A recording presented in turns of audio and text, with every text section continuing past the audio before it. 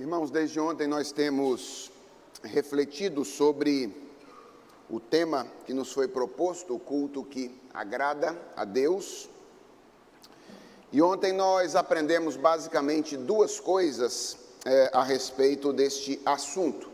A primeira delas é que o culto que agrada a Deus é aquele que é uma expressão de uma vida inteira que agrada a Deus. É um equívoco pensar que tudo aquilo que Deus deseja de nós é que nós o adoremos formalmente por ocasião do culto público. O que Deus deseja de nós é que a nossa vida seja uma vida de obediência ao Senhor em todas as dimensões da nossa existência e que então, quando nos encontramos como povo de Deus na igreja, isso seja expresso na maneira como nós nos relacionamos publicamente com Ele. E a segunda coisa que nós aprendemos ontem é que o culto que agrada a Deus é aquele em que Deus é o protagonista e não nós. Eu trabalhei com vocês ontem na segunda palestra o fato de que frequentemente a gente pensa no culto como algo que a gente faz e que Deus recebe, mas na verdade, biblicamente falando, o culto é algo que Deus faz primariamente, que nós respondemos a Ele a partir daquilo que Ele faz. Então Deus é o protagonista, Ele é o agente principal do culto, e o culto é aquele momento, culto público, em que Deus toma em nossas mãos o seu coração para reorientar o nosso coração para a sua vontade. Pois bem, eu quero começar a minha fala hoje dizendo que a terceira coisa que eu gostaria de dizer nesta conferência, e talvez ela seja a última no sentido de lições mais gerais, a partir de agora a gente vai só detalhar aquilo que eu vou dizer agora, é que o culto que agrada a Deus é aquele que é regulado pelo próprio Deus em sua revelação ou em sua palavra. Ontem eu trabalhei com vocês Isaías capítulo 1, versículos 10 a 20, e eu enfatizei muito que a forma do culto não é tudo. O culto, eu disse e repito, é uma expressão da nossa vida inteira de adoração a Deus. Mas eu quero deixar claro para início de conversa hoje, que isso não significa que a forma do culto seja irrelevante. A forma do culto não é tudo. A maneira como nós adoramos, aquilo que nós fazemos quando nós nos reunimos, não é tudo. Como vimos ontem, a gente pode fazer tudo certinho e ainda assim o nosso culto não ser aceito por Deus. Se ele não vier de pessoas que foram alcançadas por Jesus Cristo, amam a Jesus Cristo e procuram viver na vida integral a partir da revelação que Jesus Cristo oferece. A forma, portanto, não é tudo. Mas isso não significa que a forma seja algo irrelevante. E eu quero mostrar isso para vocês de início em dois textos da Palavra de Deus. O primeiro, um outro texto de um profeta Malaquias, capítulo 1, a partir do versículo 6 até o versículo de número 8. E nesta passagem, que também é um oráculo de julgamento contra o povo de Deus, povo de Judá, o Senhor diz, Malaquias 1, 6 a 8, o filho honra o pai, e o servo respeita o seu senhor. Se eu sou o pai, onde está a minha honra? E se eu sou o Senhor, onde está o respeito para comigo? Eu, o Senhor dos exércitos, pergunto isso a vocês, sacerdotes que desprezam o meu nome. Mas vocês perguntam, como desprezamos o teu nome? Vocês oferecem pão impuro sobre o meu altar e ainda perguntam, em que te havemos profanado? Nisso de pensarem que a mesa do Senhor pode ser desprezada. Quando vocês oferecem em sacrifício um animal cego, será que isso não está errado? E quando trazem um animal coxo ou doente, Será que isso não está errado? Ora, experimentem oferecer um animal desses ao governador de vocês. Será que ele se agradará de vocês ou será favorável a vocês? Diz o Senhor dos Exércitos. Vejam, ontem nós lemos um texto em que a forma do culto estava toda ok, mas porque a vida não acompanhava o culto era rejeitado.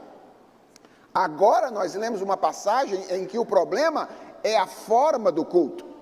Deus havia determinado o tipo de animal que era para ser sacrificado. E os animais que eram para ser sacrificados tinham determinadas características. Mas os sacerdotes estavam trazendo animais que não tinham essas características para sacrificar ao Senhor. Aqui em Malaquias, o problema é que Deus estava sendo adorado não da maneira como ele havia determinado. Então, se a forma não é tudo, não é verdade que a forma seja irrelevante. E para que você perceba que isso não é coisa do Antigo Testamento, mas há algo semelhante no Novo Testamento, abra sua Bíblia em 1 Coríntios capítulo 14, versículos 26 a 33. 1 Coríntios 14, 26 a 33. E o apóstolo Paulo orienta a igreja de Corinto da seguinte maneira: que fazer então, irmãos? Quando vocês se reúnem, um tem um salmo, o outro tem um ensino, este traz uma revelação, aquele fala em línguas, e ainda outro faz a interpretação. Que tudo seja feito para a edificação. No caso de alguém falar em línguas que não sejam mais do que 2, ou quando muito 3, e isto sucessivamente, e haja alguém que interprete. Mas não havendo quem interprete, fique calado na igreja, falando consigo mesmo e com Deus. Tratando-se de profetas, falem apenas 2 ou 3, e os outros julguem. Se, porém, vier uma revelação a alguém que esteja sentado, cale-se o primeiro, porque todos poderão profetizar um após outro, para que todos aprendam e sejam consolados. Os espíritos dos profetas estão sujeitos aos próprios profetas, porque Deus não é Deus de confusão, e sim de paz. O que Paulo está fazendo em 1 Coríntios 14? Ele está regulando o culto na igreja em Corinto. E ele está lidando com a maneira, com a forma, com aquilo que os adoradores faziam por ocasião do culto naquela ocasião. Então, essas são duas passagens bíblicas que mostram para nós que a forma importa. Ela não é tudo, mas ela é relevante quando nós estamos pensando o culto que agrada a Deus. Se você é presbiteriano, você sabe, ou devia saber, que nós somos adeptos de algo que ao longo da história tem sido chamado de o princípio regulador do culto, que diz que o culto ou o modo de adorar a Deus deve ser aquele que Deus prescreveu em sua palavra. Isso está na nossa confissão de fé, subscrita por nós, que é a confissão de fé de Westminster. E o que esse princípio estabelece? Ele estabelece que os elementos que devem constituir o culto público são aqueles que o próprio Deus determina em sua revelação. A gente precisa fazer aqui uma distinção entre 2 ou 3 elementos. Alguns estudiosos distinguem entre os elementos de culto, a forma de culto, ou as formas de culto e as circunstâncias de culto, mas é mais comum a distinção entre 2 tópicos apenas, que são os elementos de culto e as circunstâncias do culto. E o que o princípio regulador regula são os elementos do culto. As circunstâncias em que esses elementos aparecem, a própria confissão de fé de Westminster diz que eles são regulados de acordo com a prudência cristã, que é a aplicação de determinados princípios bíblicos à realidade contextual que nós vivemos. Então, a pregação é um elemento do culto público. Não existe culto sem pregação. Se você for a uma reunião e não tiver pregação da palavra, então você não foi a um culto, você foi a uma outra reunião. E pode acontecer reuniões da igreja onde não há pregação da palavra. Não há problema nenhum nisso. Só que isso não é o quê? Um culto. É um outro tipo de reunião, certo? Então, a pregação da palavra é um elemento essencial do culto público. Agora, a maneira como a pregação acontece é circunstancial. O pastor tem que pregar em pé ou sentado? Isso é circunstancial. Ele tem que usar microfone ou não tem que usar microfone? Isso é circunstancial. Qual é a roupa com a qual um pastor deve pregar? Ele deve pregar sempre de terno e gravata, ou ele pode pregar com uma outra roupa? Essas são coisas que a gente determina ou define à luz da conveniência, à luz da prudência, à luz da sabedoria cristã, embora a pregação da palavra seja um elemento essencial ao culto público. Então, se você quiser aí um roteiro básico de quais são esses elementos, a gente costuma dizer que os elementos do culto público são basicamente 5. Existe a possibilidade de alguma variação de elementos que podem compor alguns cultos públicos, mas de maneira geral esses 5 são os mais regulares, os mais apontados como os elementos regulares, que são a leitura da Escritura, o cântico de salmos, hinos e cânticos espirituais, as orações, a pregação da palavra de Deus e a ministração dos sacramentos. Pastor, por que o senhor disse que outros elementos eventualmente podem estar presentes? Porque há elementos como juramentos em ocasião de ordenação de oficiais que podem fazer parte do culto público, por exemplo. Mas, de maneira geral, são esses 5 os mais regulares: a pregação ou a leitura da Bíblia, o cântico de salmos, hinos e cânticos espirituais, as orações, a pregação da palavra e a ministração dos sacramentos. Eu gostaria de ter tempo para tratar de todos os 5 com vocês, mas lamentavelmente nós não temos esse tempo, nós temos tempo para tratar de alguns deles. Então eu vou tentar, resumidamente, tratar de 3 desses elementos nas palestras que me restam, que são as 2 de hoje e a de amanhã cedo. A começar pela música, pelo cântico de salmos, hinos e cânticos espirituais. Desde já eu quero dizer que a discussão de agora vai ser uma discussão bem introdutória, né? É impossível falar sobre a música litúrgica, a contribuição da tradição reformada em 40 ou 50 minutos, não é? Foi por isso que eu e João tentamos escrever lá um livro que tem perto das suas 300 páginas para lidar exatamente com essa questão da música litúrgica e a contribuição reformada para este campo.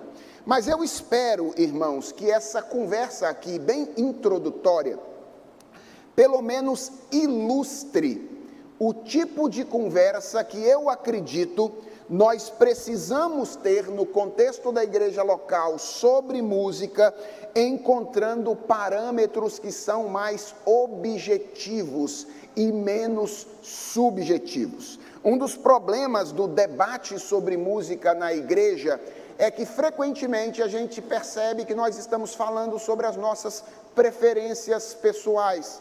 Então nós vemos 2 cristãos brigando, um defendendo o coral, outro defendendo a equipe de louvor, um defendendo os hinos, outro defendendo os cânticos, e assim sucessivamente. E quando a gente vai espremer para ver o que é que de fato está sendo discutido, a gente percebe que as pessoas estão discutindo aquilo que elas preferem, ou a maneira como elas gostariam de cantar, e não exatamente os princípios que Deus nos deu e revelou em sua palavra. Esse é o tipo de discussão que não deve acontecer, apenas cria problemas no ambiente da igreja. Nós deveríamos discutir de maneira mais objetiva questões relacionadas à música. E a minha experiência diz que quanto mais objetiva se torna a nossa discussão, maior é a chance de chegarmos em um ponto comum e, em geral, esse ponto comum não será a preferência de nenhum de nós especificamente, certo?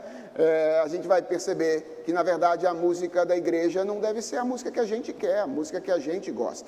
Pelo contrário, se o culto é um treinamento, parte do treinamento é reconhecer que na companhia dos meus irmãos eu faço coisas que não necessariamente são as coisas que me trariam inicialmente a maior satisfação e o maior prazer, mas eu encontro prazer no fato de que junto com eles nós servimos e adoramos ao Senhor. Bem, para início de conversa então, já que o nosso assunto agora é a música que agrada a Deus, por ocasião do culto público, eu queria dizer que toda discussão sobre música litúrgica, precisa começar com uma clara compreensão a respeito do que é culto, certo? Afinal de contas, a música litúrgica é um elemento do culto. E um dos grandes problemas, acho que é um dos problemas maiores que eu encontro conversando com músicos, é que frequentemente músicos têm uma teologia do culto pobre. Então eles sabem bastante de música, mas eles sabem pouco de culto. O contrário também é verdadeiro, certo? Às vezes nós pastores sabemos muito de culto, mas sabemos pouco ou quase nada de música. E a gente não consegue se entender por causa da falta de interesse em conhecer campos que estão intrinsecamente relacionados. Então, eu creio que o debate musical de uma igreja diminui na medida em que o pastor da igreja local, ou os pastores da igreja local, já que na igreja presbiteriana, presbíteros são pastores, então, quando os pastores de uma igreja local procuram conhecer mais de música, e quando os músicos de uma determinada igreja procuram conhecer mais sobre a natureza do culto. Então, toda discussão sobre música litúrgica tem que começar com uma discussão sobre o que é o culto. Nós já fizemos essa discussão ontem, mas eu quero relembrar uma definição que eu apresentei ontem de culto público, que aparece lá nos princípios de liturgia da Igreja Presbiteriana do Brasil, e destacar alguns aspectos a respeito desta definição que chamam a nossa atenção para características do culto. E por que eu quero fazer isso?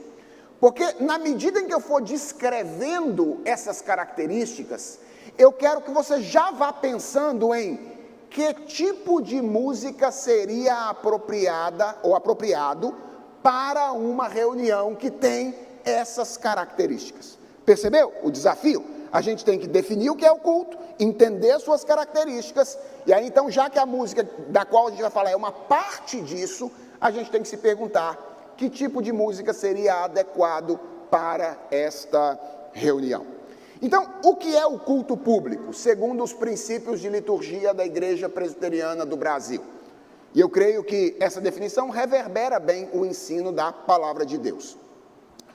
O culto público é um ato religioso através do qual o povo de Deus adora o Senhor, entrando em comunhão com Ele, fazendo-lhe confissão de pecados e buscando pela mediação de Jesus Cristo o perdão, a santificação da vida e o crescimento espiritual. Então, deixe-me destacar 6 diferentes características do culto que aparecem nessa definição.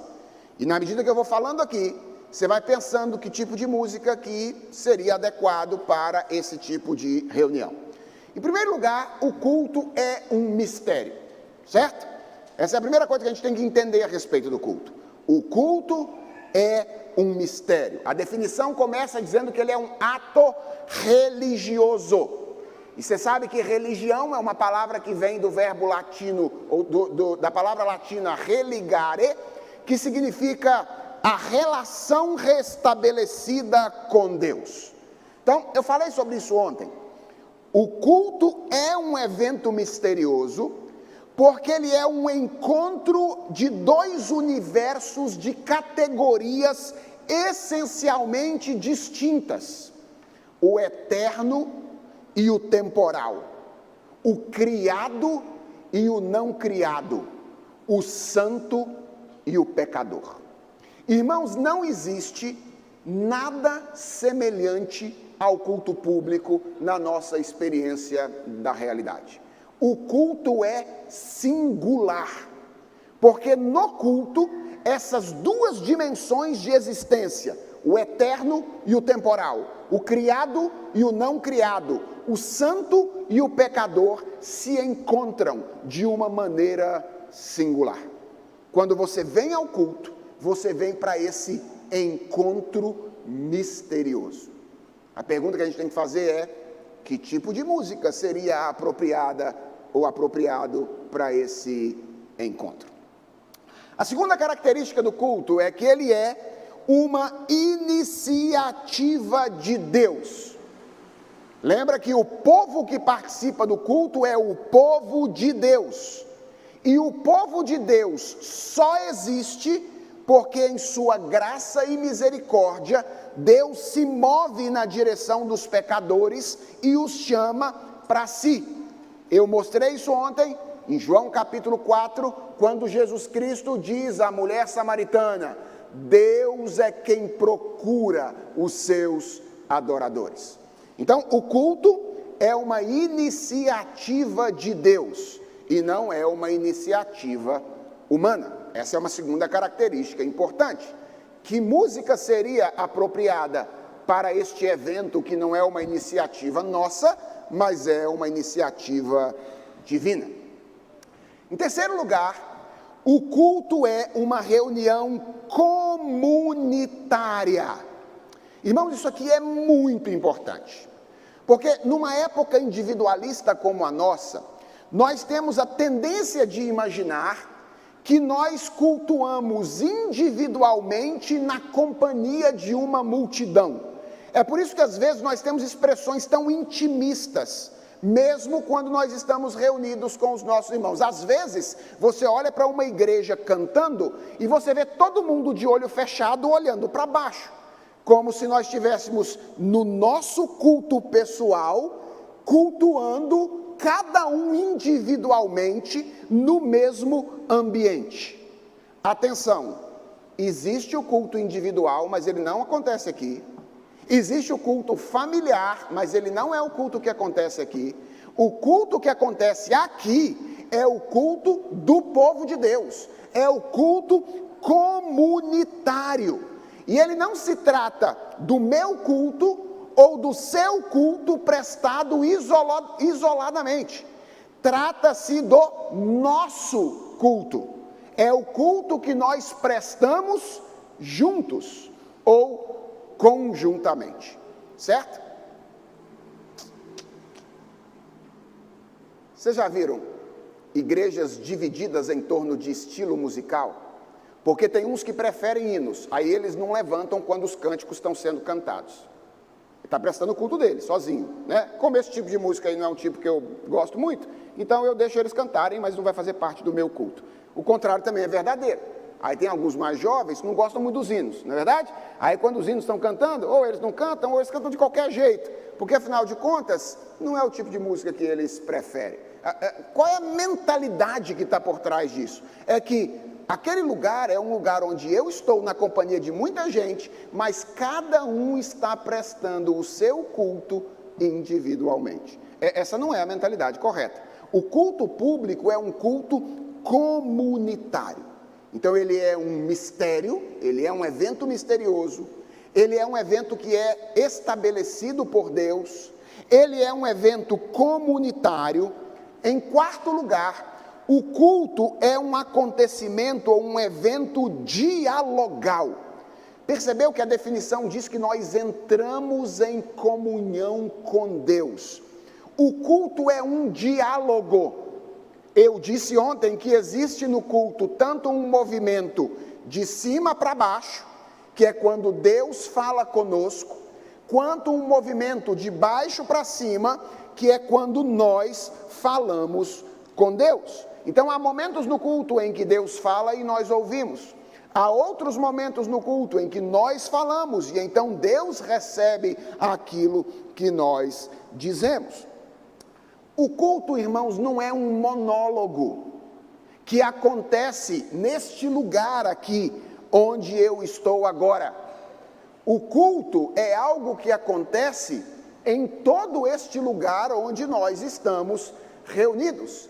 Quem está assentado no banco de uma igreja por ocasião de um culto é tão adorador quanto aquele que dirige o culto, quanto aquele que proclama a palavra de Deus neste lugar. E é por isso que eu costumo dizer que eu não gosto desse negócio de luzes apagadas na plateia e luzes direcionadas no palco, ou naquilo que as pessoas chamam de altar. É claro, eu entendo que às vezes isso é necessário em alguns momentos, por exemplo, de cântico, por causa da visualização de letra, e acho que isso faz sentido. Mas a ideia de uma iluminação diferente, que joga o foco naquilo que se passa na frente, comunica sem palavras que o culto acontece aonde? Aqui. Enquanto, na verdade, o culto não acontece aqui, simplesmente. Quem está aí não é espectador do culto, é participante do culto, tanto quanto aquelas pessoas que estão dirigindo esta reunião. Então, o culto é um diálogo entre Deus e as pessoas, entre Deus e a sua igreja, entre Deus e o seu povo. Em quinto lugar, o culto é litúrgico.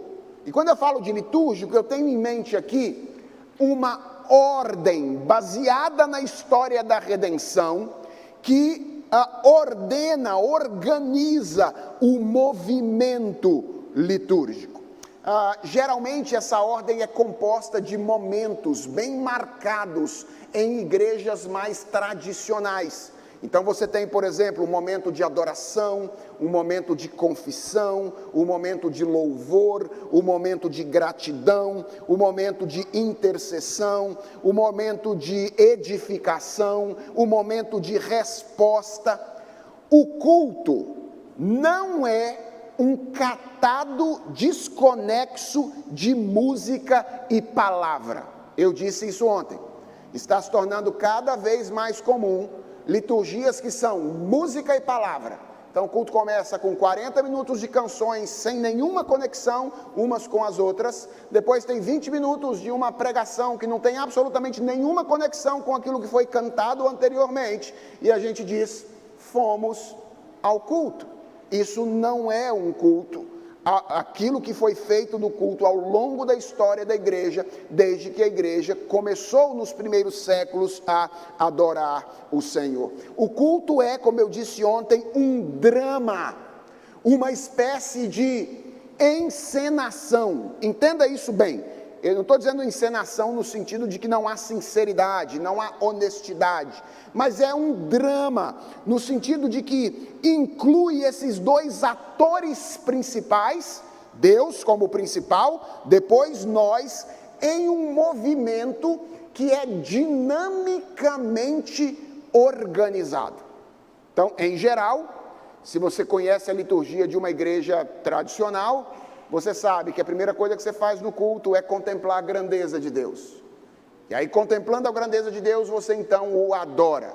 E tendo adorado a Deus, você contempla a sua pequenez, a sua miséria. E então confessa os seus pecados diante do Senhor. Tendo confessado os seus pecados, você se lembra da redenção em Cristo Jesus. E você então adora a Jesus Cristo, cantando louvores, orando, entregando dízimos e ofertas, são todas essas coisas meios de adoração pelo perdão recebido. Então você, como filho de Deus, ouve a voz de Deus, Deus dá orientações ao seu povo, como um pai fala ao seu filho, como um general fala aos seus soldados, como um governante, um rei fala aos seus súditos, e aí então nós respondemos a Deus por meio de um cântico, por meio da declaração de um credo, por meio de uma oração, falando da nossa disposição de obedecermos ao Senhor. Um modelo que, ao que tudo indica, saiu de experiências de homens com Deus no período do Antigo Testamento.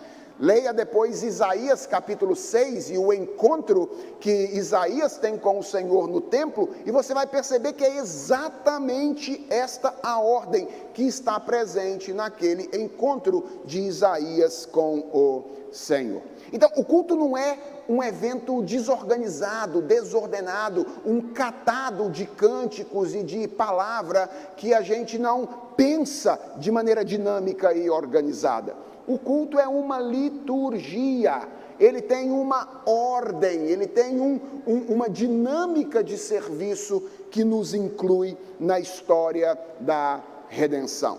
E a última coisa importante sobre o culto é que o culto existe para ser, depois de um ato de glorificação do nome de Deus, um ato de exaltação, um ato de edificação da igreja.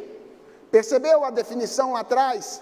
Ela diz que o culto é aquele momento em que entramos em comunhão com Deus pela mediação de Jesus, visando o perdão, a santificação da vida e o crescimento espiritual. Então, o que é um culto abençoado?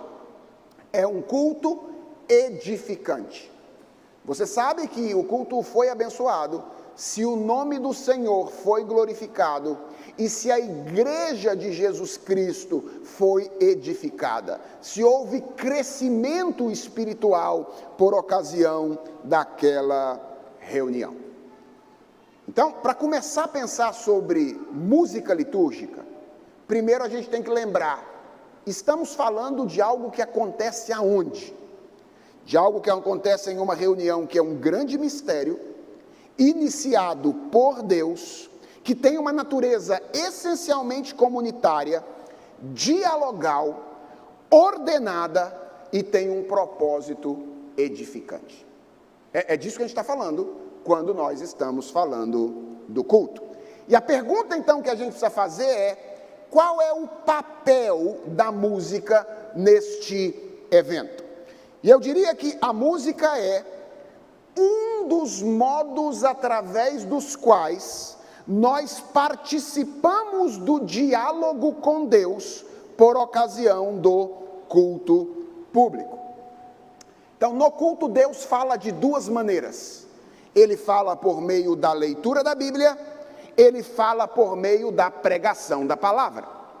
E no culto, nós falamos majoritariamente de duas maneiras: quando nós cantamos e quando nós oramos. Então, música e oração são dois instrumentos através dos quais nós participamos deste diálogo.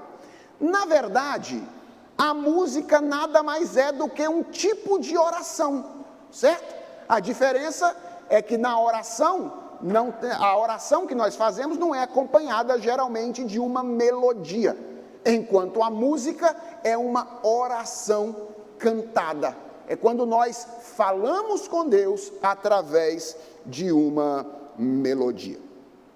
Bem, nós fazemos isso obedecendo ao Senhor, certo? Por que a gente canta no culto e a gente não dança no culto, por exemplo, não faz uma dança litúrgica? Ora, porque Deus mandou a gente cantar no culto, mas Ele não mandou a gente fazer uma dança litúrgica no culto. E como nós somos seguidores daquilo que chamamos de o princípio regulador do culto, nós entendemos que devemos fazer no culto apenas aquilo que Deus mandou que a gente fizesse. Afinal de contas, lembra, o culto é um mistério, um encontro do Criador com a criatura, determinado por quem? Pelo próprio Deus. Então, mexer com o culto não é brincadeira. Aliás, na Bíblia tem relato de algumas pessoas que tentaram que resolveram oferecer algumas coisas que Deus não tinha pedido. Lembra de dois sacerdotes chamados Nadab e Abiú?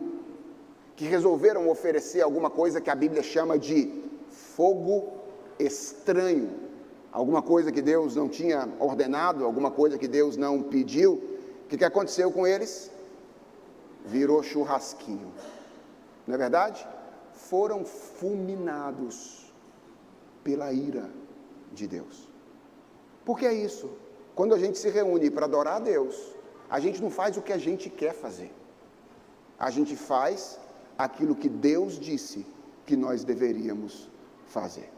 Até porque a gente sabe que a nossa plenitude e realização não está naquilo que a gente quer.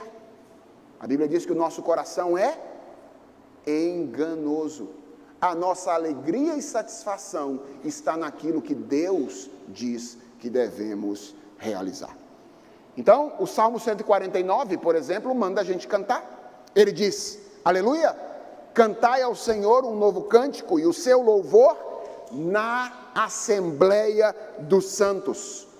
Regozije-se Israel no seu Criador, exultem no seu Rei os filhos de Sião. Louvem-lhe o nome com flauta, cantem-lhe salmos com adufe e harpa, porque o Senhor se agrada do seu povo e de salvação adorna os humildes. Então, essa é uma ordem para que cantemos ao Senhor. Efésios capítulo 5, versículo 18 a 21 diz: não vos embriagueis com o vinho, no qual há dissolução, mas enchei-vos do Espírito. Como é que a gente se enche do Espírito? Diz o apóstolo Paulo: falando entre vós com salmos, entoando e louvando de coração ao Senhor com hinos e cânticos espirituais, dando sempre graças por tudo a nosso Deus e Pai, em nome de nosso Senhor Jesus Cristo. Então, atenção a isso. O que é a música litúrgica? A música litúrgica é uma forma de expressão. É um dos meios através dos quais o povo de Deus se expressa a Deus no culto público. Por que é importante destacar isso? Porque da perspectiva do seu impacto em nós, a música tem duas funções básicas. A música pode ser usada para imprimir uma sensação ou para criar um ambiente. Isso é o que a gente chama de música de impressão. Então, quando você vai jantar em um restaurante chique, tem uma música que está passando ali. Qual é o papel daquela música? O papel daquela música não é tanto comunicar a você uma mensagem. Tanto é que, eventualmente, você vai jantar num restaurante e você vai ouvir uma música que, se você for prestar bem atenção na mensagem dela, talvez ela seja triste. Mas ninguém colocou aquela música lá por causa da sua mensagem. As pessoas colocaram aquela música por causa da impressão que eles desejam que aquela melodia ou aquela harmonia cause nas pessoas que ali estão. Então, a música pode ser usada com esta finalidade de criar um clima ou de imprimir uma sensação. E ela também pode ser usada para expressar um conteúdo ou para comunicar uma mensagem. Para que servem jingles de propaganda, por exemplo? Não é? Músicas curtinhas, que são feitas para ficar ali na sua cabeça. Qual é o objetivo? É incutir uma mensagem muito rapidamente, para que você tenha então absorvido aquilo que o midiático quis de alguma maneira expressar. Qual é meu ponto aqui, irmãos? Meu ponto é que o propósito da música litúrgica é o segundo e não o primeiro. A música não existe a música litúrgica não existe com a finalidade de criar um clima, preparar um ambiente, produzir uma sensação primariamente. Eu não estou querendo dizer com isso que a gente não deve pensar, quando a gente faz a nossa música, no tipo de sensação que uma melodia ou uma harmonia vai causar. É claro que a gente tem que pensar sobre isso. Mas o que é que deve determinar as nossas decisões sobre o tipo de impressão que a música causa? A mensagem que ela existe para transmitir. Por quê? Porque a música no culto existe como um meio de expressão do povo de Deus a Deus durante o tempo de adoração. E é curioso como às vezes essas coisas parecem meio desconexas. Na verdade, a gente usa música muito mais como forma de impressão do que como forma de expressão. Eu me lembro de ir num casamento, por exemplo, que durante a festa os noivos entraram ao som de uma música do Djavan que dizia o seguinte: valeu-me Deus, é o fim do nosso amor, perdoa por favor, eu sei que um erro aconteceu, mas não sei o que fez, tudo mudar de vez, eu só sei que amei, casamento, gente, estava acontecendo, os noivos entraram na festa, chegando lá depois da cerimônia, e a música era sobre uma pessoa, sobre um relacionamento desfeito. A pergunta é, por que que isso acontece? Porque as pessoas usam música como forma de impressão e não como forma de expressão. Isso às vezes acontece na música congregacional também. Por exemplo, tem determinadas músicas que falam sobre a santidade de Deus através de uma melodia meio eufórica, que eu não sei se as coisas combinam bem, sabe? Algumas músicas que são, você usa uma melodia eufórica, uma harmonia às vezes muito convocativa a uma alegria, para falar, por exemplo, da santidade de Deus. A santidade de Deus talvez devesse ser referida com peso e majestade, e não com euforia. Percebe? A música precisa estar conectada à mensagem que ela quer transmitir, porque o propósito da música é exatamente ser essa expressão. Então, agora que a gente já sabe o que é essa reunião, qual é o papel da música nessa reunião, é ser um dos meios através dos quais nós nos expressamos a Deus por ocasião do culto público.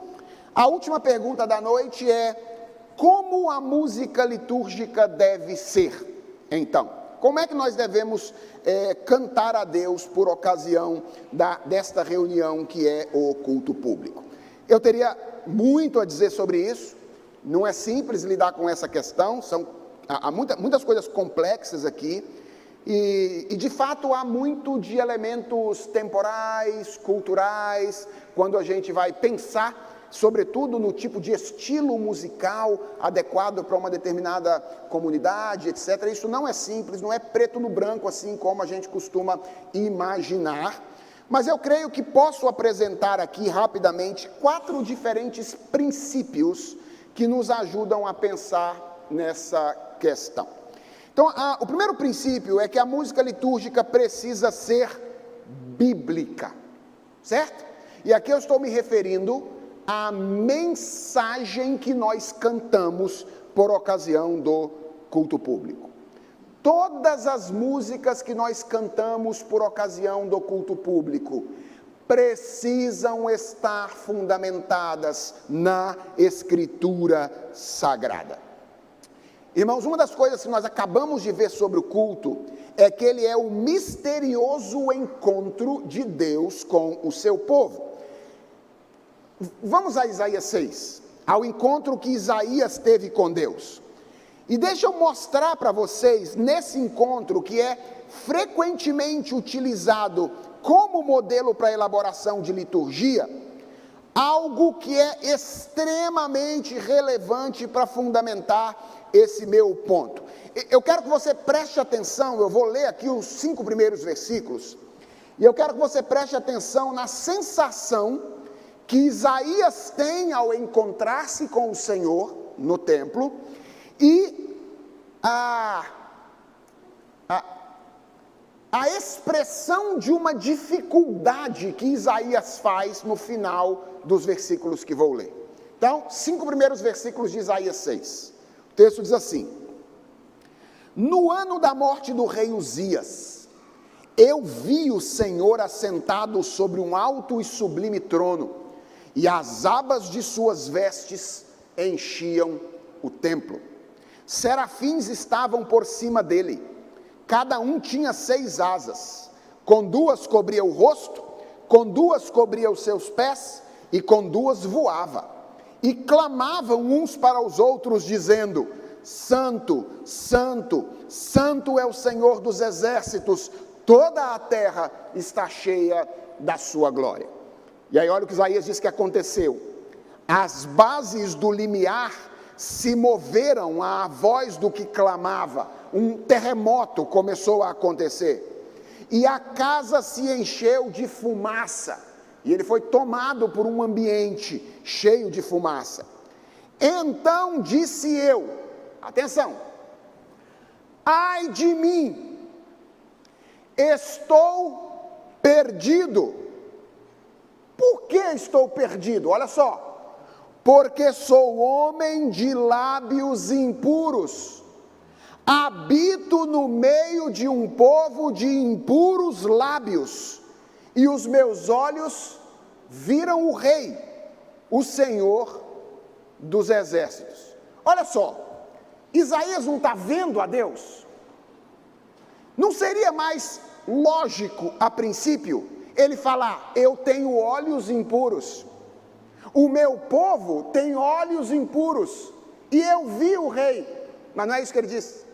Ele diz: eu tenho lábios impuros, habito no meio de um povo de impuros lábios.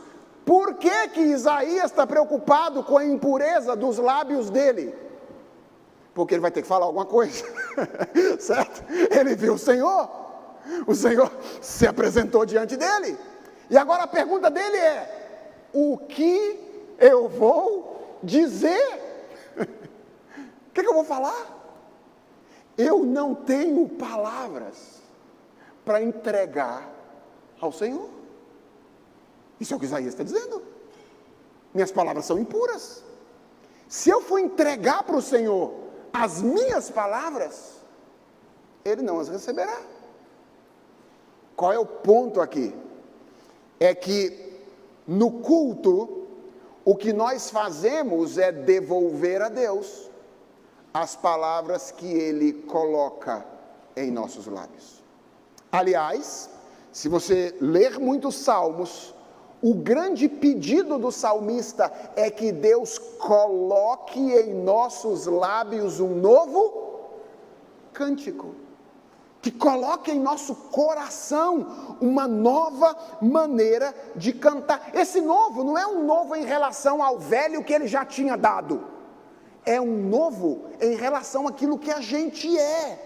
As nossas palavras são insuficientes. Então, o que nós fazemos por ocasião do culto público? Quando cantamos, nós devolvemos a Deus as palavras que Ele um dia nos revelou, a respeito de quem Ele é, a respeito do que o mundo é, a respeito de quem nós somos. As nossas palavras são apenas devolução das palavras que Deus nos ofereceu.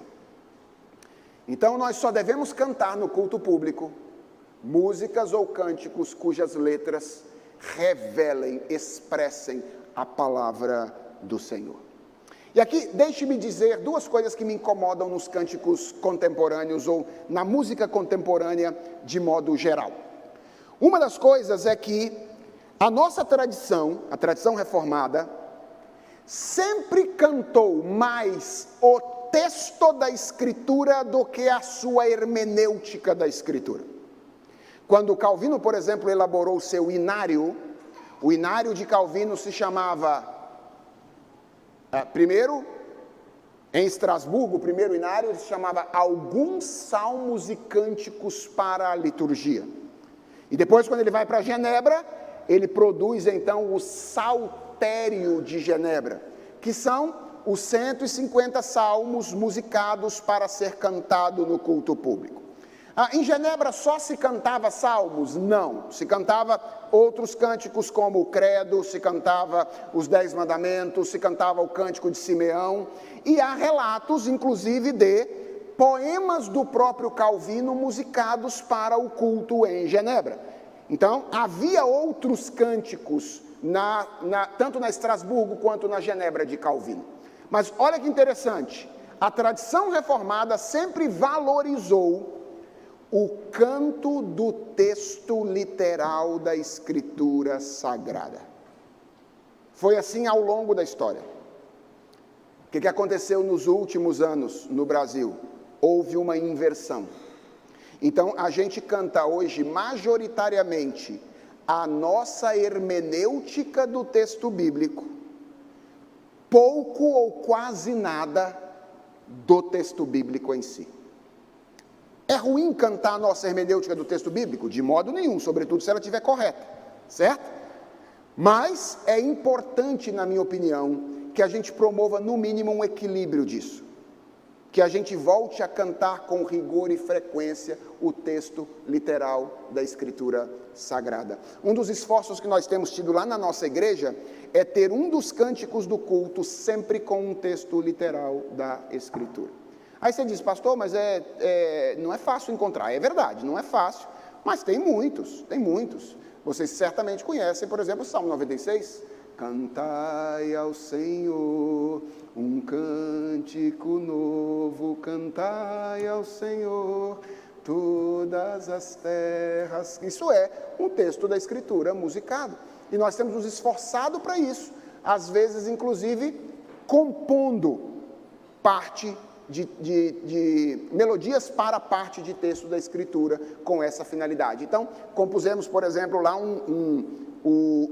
o início do Salmo 40, que a igreja canta com muita frequência de um tempo para cá. Então, fica aqui o meu desafio. Qual é o desafio? Levarmos a igreja, o povo de Deus, a cantar o texto bíblico com mais frequência. E há uma segunda coisa que é incômoda para mim também, é que os cânticos contemporâneos, eles falam mais sobre a nossa experiência com Deus do que sobre quem Deus é. No final das contas, a gente quase que está cantando mais sobre nós mesmos do que está cantando sobre Deus.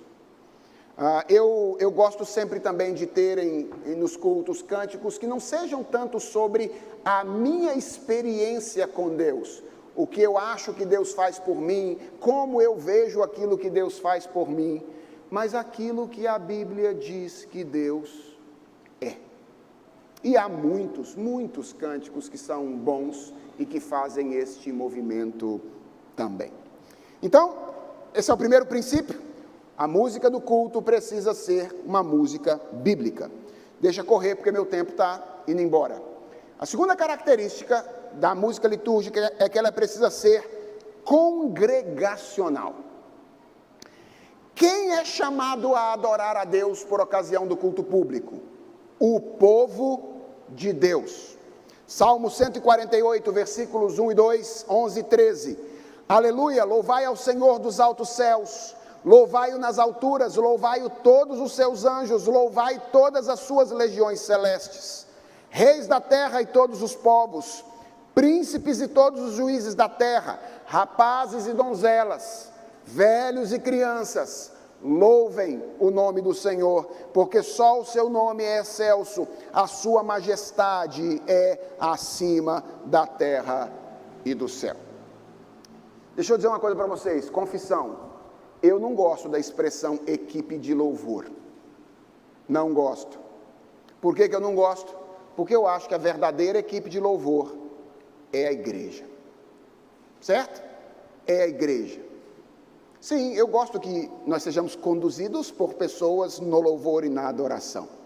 Mas eu entendo que é preciso deixar claro que, na verdade, essas pessoas que dirigem a igreja não têm o papel de realizar uma performance para ser admirada, para ser aplaudida por uma plateia.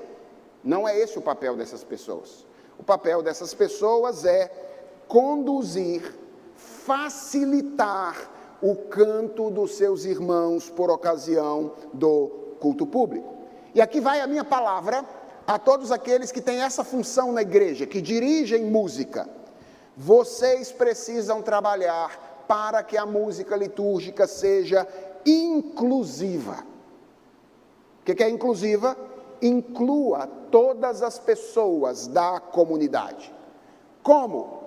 Primeiro, que elas tenham letras que sejam compreensíveis. Letras muito rebuscadas, letras muito imprecisas. Isso é muito típico de determinadas poesias. Imprecisas, você não sabe exatamente o que está dizendo. Pode ser uma coisa, pode ser outra. E está cheio de cântico assim. O que significa, por exemplo, voar nas asas do Espírito de Deus? O que significa isso? Alguém sabe? Diz o que significa voar nas asas do Espírito de Deus. Alguém pode pegar essa expressão e dar uma boa interpretação bíblica para ela, ok? Mas alguém pode pegar essa expressão e entender algo absolutamente diferente. Então, músicas litúrgicas precisam ter letras claras. Segundo, elas precisam ter melodias relativamente simples. Ou seja, não pode ter uma melodia rebuscada que as pessoas não conseguem cantar. Melodias relativamente simples. Por que Adhemar de Campos é o herói da composição de músicas congregacionais no Brasil nos últimos anos? Em parte, porque ele entendeu isso. Ele entendeu que a música para a congregação precisa ser música de melodia simples. Atenção, simples e feio não são sinônimos, certo? Você pode ter algo que seja extremamente simples, ao mesmo tempo seja extremamente belo. Terceiro, músicas litúrgicas precisam ter tonalidade acessível. Tonalidade acessível. Frequentemente, as pessoas que dirigem música na igreja pegam uma música que foi composta para a performance de um artista que tem uma extensão vocal absurda e aí trazem para o culto público sem nenhum tipo de transposição tonal. Sabe o que vai acontecer? Os irmãos não vão cantar, eles vão ficar bravos dizendo, porque os irmãos não gostam da música, mas não é porque eles não gostam, é porque eles não estão aguentando, certo? Você pega uma música que foi composta pelo Guilherme Andrade, do Projeto Sola, que é um cantor profissional, que tem uma extensão vocal absurda, ao contrário de mim, certo? Aí você traz ele para o culto público, não faz nenhum tipo de modulação, não pergunta, será que esse tom facilita a realidade média da minha congregação? E traz. E aí, meu amigo, não tem jeito. Pois nele foram criadas... Vai ser difícil uma galera cantar isso aí, hein? Vai ser complicado. Se você ficar num tom assim, vai ser difícil. Então, tonalidade precisa ser acessível. E eu sei que, às vezes, a gente odeia mexer em tom. Não é verdade? Por quê? Porque o tom é o brilho da música. Então você fala, pastor, não dá para tocar ele exaltado, a não ser em sol. Sol é que vai fazer a música brilhar. Sim, a pergunta é, todo mundo vai cantar em sol? Porque se a gente perceber que tem gente que não vai aguentar, e se a gente mudar para mi, para fá ou para mi, a galera vai segurar, é melhor mudar para fá e para mi, mesmo que a gente perca um pouquinho do brilho. Mas a gente cumpre o propósito de incluir a nossa congregação. Quarto, música litúrgica precisa respeitar estilos naturalmente aceitos por uma determinada congregação. Estilos são variáveis, certo? E congregações podem ter experiências diferentes com estilos. Eu não estou querendo dizer que um estilo musical em si, seja em si mesmo apropriado ou não para o culto público. Isso vai variar de tempo para tempo, de ocasião para ocasião, de lugar para lugar. Mas o músico precisa ler bem a sua congregação. E frequentemente, o que músicos de igreja fazem? Eles querem enfiar goela abaixo estilos que uma congregação talvez até aceitasse daqui a 20 anos. Mas agora não está pronta e não quer aceitar. Eu não estou falando de outras pessoas, estou falando de mim, gente. Quando eu era jovem, trabalhava lá ou vivia lá no interior de Minas Gerais, em Governador Valadares, numa igreja profundamente tradicional, eu queria cantar Naves Imperiais do Oficina G3 com distorção caixa de abelha na igreja. E dei trabalho para o meu pai o tempo inteiro. Por quê? Falta de amor. Aquela era a música que eu gostava. E eu achava que porque era a música que eu gostava, eu tinha que enfiar a goela abaixo de todo mundo. Todo mundo tinha que gostar também.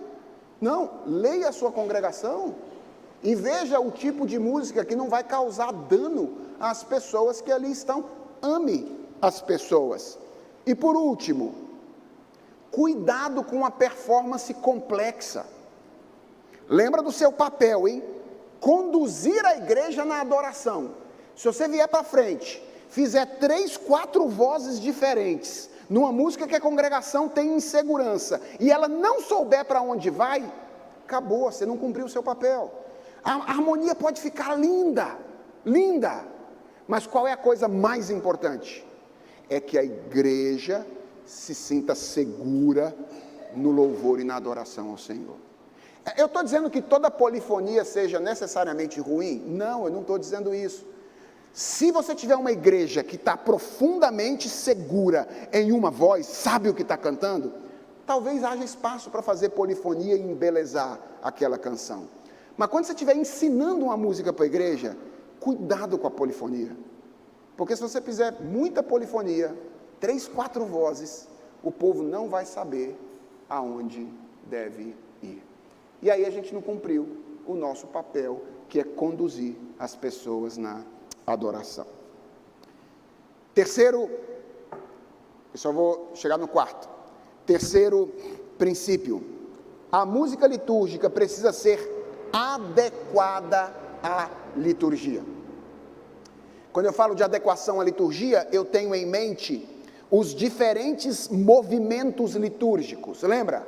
Adoração, confissão, gratidão. Então a gente precisa trabalhar para encaixar liturgicamente as músicas dentro desses momentos de uma maneira adequada. E aqui vai uma segunda razão pela qual eu não gosto da expressão equipe de louvor. A primeira é porque eu acho que a equipe de louvor é a igreja, certo? A segunda é que essa expressão confunde duas coisas que não são idênticas. Quais são? Música e louvor, certo? Música e louvor não são a mesma coisa, mas a gente acha que é, porque a gente inventou esse negócio de equipe de louvor. Na verdade, essa foi uma expressão que nasceu na década de 60, mais ou menos, em acampamentos em São Paulo, assim como tinha equipe da cozinha, equipe do transporte, equipe da recepção, alguém resolveu dar o nome de uma equipe de louvor. Esse negócio se espalhou pelo Brasil desde a década de 60 e agora dá o nome para quem dirige a música por ocasião do culto público. Qual é o problema? Nós reduzimos música a louvor e louvor a música e empobrecemos as duas coisas. Então, é muito comum hoje, dirigente litúrgico e dirigir a liturgia, ele fala assim: agora nós vamos louvar a Deus com o hino 71. Aí a igreja vai e canta: sim, sofrimento te causei, ó Deus. Isso não é louvor. Isso é confissão. Certo? É uma oração de confissão cantada. Então quando você diz, vamos louvar a Deus com o hino 71, louvar é falar bem de. Certo? Louvor é no céu, na terra, que maravilhas, vai operando o poder do Senhor. Isso é louvor. Agora, se em sofrimento te causei, é confissão. Mas na nossa cabeça, se é música, é o quê? Louvor. Então a gente empobreceu a ideia de louvor. Sabe qual é o resultado disso?